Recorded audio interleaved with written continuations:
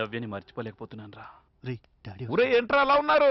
మమ్మల్ని కాలేజీ నుంచి 10 రోజులు సస్పెండ్ చేశారు అంకుల్. ఏం తప్పు చేశారా? మళ్ళీ ఆ దినేష్ గారితో గొడవైంది. మళ్ళీ గొడవ? ఏమైందో చెప్పండి రా. అంకుల్, నవ్య అని కాలేజీ బ్యూటీ అంకుల్. ఆ అమ్మాయి అంటే జయంత్ బాగా ఇష్టపడుతున్నాడు. అదే అమ్మాయిని దినేష్ గారు కూడా ఇష్టపడుతున్నాడు.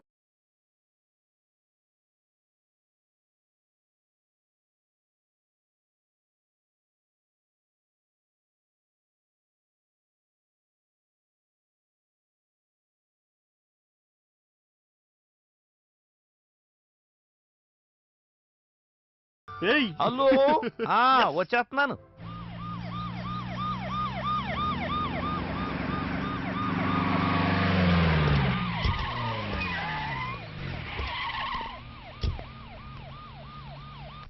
సార్ సార్ సార్ మన ఇంటికి కూడా పొలిటికల్ కలర్ వచ్చేసింది సార్. ఏమిటయ్యా?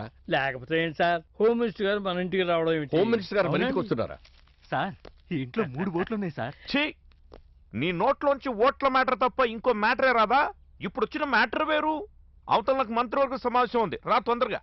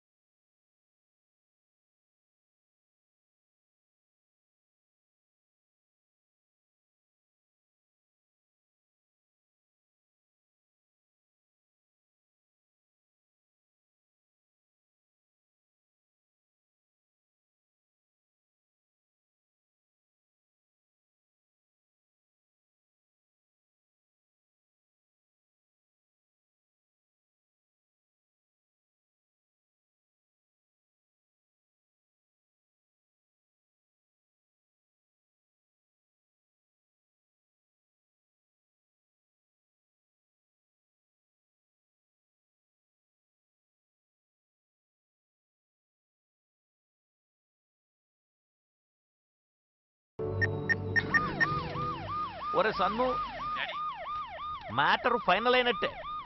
హ్యాపీగా కూల్ డ్రింక్ తాగి పడుకో. సార్ మీరు మంత్రివర్గ సమావేశంలో మాట్లాడాల్సిన మ్యాటర్. మడత పెట్టి బ్యాగ్ ప్యాకెట్లు ఎట్టుకో. నేను వెళ్ళేది నా సెకండ్ ఫ్యామిలీ ఇంటికయ్యా. ఫాలోయింగ్ అంటే నా తోకెనకాల తిరగటం కాదు. ఎప్పుడు బాగుపడతారో ఏంటో. పోనివయ్యా. నాకెందుకో ఈ సంబంధం ఒప్పుకోకపోవడమే మంచిదనిపిస్తోందండి. ఏమిటి, నీకేమన్నా మతిపోయిందా? రామిరెడ్డి గారంటే ఏమనుకున్నావు? స్టేట్లోనే కాదు, సెంట్రల్ కూడా ఇన్ఫ్లుయెన్స్ ఉన్న పెద్ద మినిస్టర్. అలాంటి పెద్ద మనిషి వెతుక్కుంటూ మన ఇంటికి వస్తే కాదంటావేంటి? చూడు, పైగా మన స్టేటస్ కి తగ్గ సంబంధం. స్టేటస్ ఆస్తుల్ని పెంచుతుంది తప్ప ప్రేమానురాగాల్ని పంచలేదు. దయచేసి అమ్మాయి మనసులో ఏముందో తెలుసుకోకుండా ఎలాంటి నిర్ణయం తీసుకోకండి. అంటే కాలేజ్లో అందరి మధ్య తిరుగుతుంది. ఎవరినైనా ఇష్టపడి ఉండొచ్చు కదా. అంత కరెక్ట్గా ఎలా చెప్తున్నావు? ఉం? మాట్లాడవే. నిన్నే అడిగేది. ఎవరో చెప్పు. దినేష్. దినేషా? అంటే అదే ఆ రోజు మీరు కాలేజ్ దగ్గర ఓ స్టూడెంట్ కి లిఫ్ట్ ఇచ్చానని చెప్పారే, అతనే.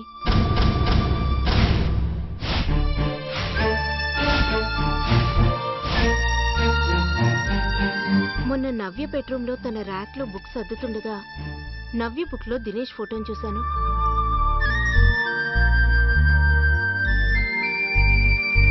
ఏంటి? ఒకప్పుడు ఇంటింటికి తిరిగి ఉత్తరాలు అందించిన ఆ పోస్ట్ మ్యాన్ మనవడా? హ్మ్. రేపటికి ఏముందో తెలియని థర్డ్ క్లాస్ కుటుంబంలోకి మన అమ్మాయిని కోడలుగా పంపిస్తే ఊళ్ళో వాళ్ళంతా మామూలుగా నవ్వరే.